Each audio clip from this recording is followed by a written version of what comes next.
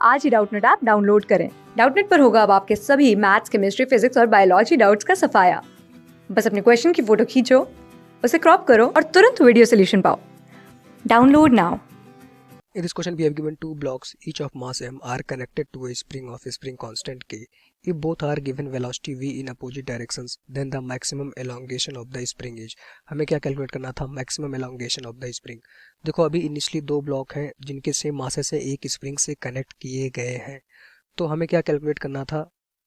Maximum elongation in the spring. कब? जब दोनों ब्लॉक को इनिशियली देखो v स्पीड से अपोजिट डायरेक्शन में मूव कराया जाता है, तो स्प्रिंग में मैक्सिमम कितना हमारा एलोंगेशन होगा ये कैलकुलेट करना था। स्प्रिंग का फोर्स कांस्टेंट हमें गिवन है कितना? के।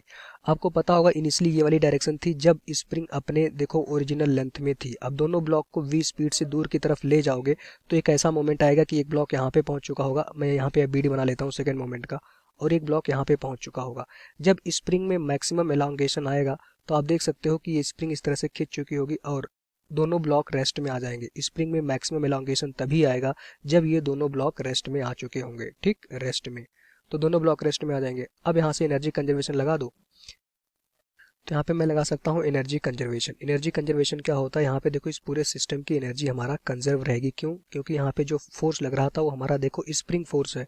स्प्रिंग फोर्स इंटरनल फोर्स है, वो एनर्जी को लॉस नहीं होने देगा और कोई एक्सटर्नल फोर्स सिस्टम पे नहीं लग रहा था। जब स्प्रिंग में मैक्सिमम कंप्रेशन लेट से कितने का हुआ है? एक्स का, सॉरी एलोंगेशन होगा, मैक्सिमम एलोंगेशन स्प्रिंग में कितने का हुआ है? एक्स का। तो आप देख सकते हो कि उस समय जब स्प्रिंग मैक्सिमम एलोंगेट हो चुकी होगी, दोनों ब्लॉक रेस्ट में रहेंगे। आप यहाँ से इसको समझ सकते हैं। पहले अगर मैं इनिशियल एनर्जी लिखूंगा तो total energy initially is equals to क्या हो चुका होगा? Total energy final. तो इनिशियली आप देख सकते हो हमारे पास देखो स्प्रिंग अपने ओरिजिनल लेंथ में थी। ये देखो स्प्रिंग में जो यहाँ पे एलोंगेशन था वो 0 था, इनिशियली स्प्रिंग अपने ओरिजिनल लेंथ में थी। अब दोनों ब्लॉक को दूर की तरफ सेम स्पीड से आप भेज रहे हो तो स्प्रिंग खींचेगी। स्प्रिंग मैक्सिमम कितना खींच सकती थी? जब दोनों ब्लॉक रेस्ट में हो जाएं। तो आप देख सकते हो कि इनिशियली जो हमारे पास टोटल एनर्जी थी वो किसके बराबर होगा? Kinetic energy plus potential energy के। ये पोटेंशियल एनर्जी यहाँ पे इनिशियल लिख दोगे। फाइनली हमारे पास देखो टोटल एनर्जी किसके बराबर होती है? Kinetic energy final plus potential energy final. अब आप देख सकते हो कि इनिशियली हमारे पास स्प्रिंग में ना तो कोई एलोंगेशन है ना तो कंप्रेशन है, तो स्प्रिंग में कोई भी पोटेंशियल एनर्जी नहीं आएगी। पूरा सिस्टम अभी ऐसा मैं अज्यूम कर लेता हूँ कि हॉरिजॉन्टल पे ही ये पूरा हॉरिजॉन्टल पे मूव कर रहे थे, इसी को रेफरेंस मानोगे तो दोनों ब्लॉक की पोटेंशियल एनर्जी क्या है? 0। तो इनिशियली पूरे सिस्टम की पोटेंशियल एनर्जी थी 0। काइनेटिक एनर्जी अगर देखोगे तो पहले ब्लॉक का मास m है, उसकी स्पीड कितनी है? v स्क्वायर, प्लस दूसरे ब्लॉक का मास m, उसकी स्पीड कितनी है? v square.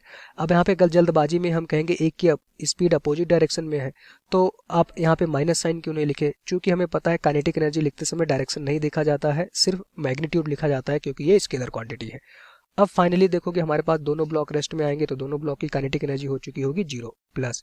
अब स्प्रिंग में एलोंगेशन फाइनली कितने का है? x का, मतलब स्प्रिंग में पोटेंशियल एनर्जी कितनी स्टोर्ड होती है आपको पता होगा। अगर x का एलोंगेशन हुआ है तो हाफ के एक्स स्क्वायर, और ये जो x था वो हमारा देखो मैक्सिमम एलोंगेशन था, तो यही हमें कैलकुलेट करना था, मैक्सिमम एलोंगेशन।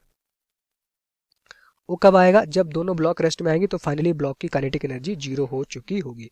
सॉल्व कर लेना, यहाँ पे देखो आ जाएगा हमारे पास देखो m into V square is equals to कितना हो जाएगा? हाफ के एक्स स्क्वायर।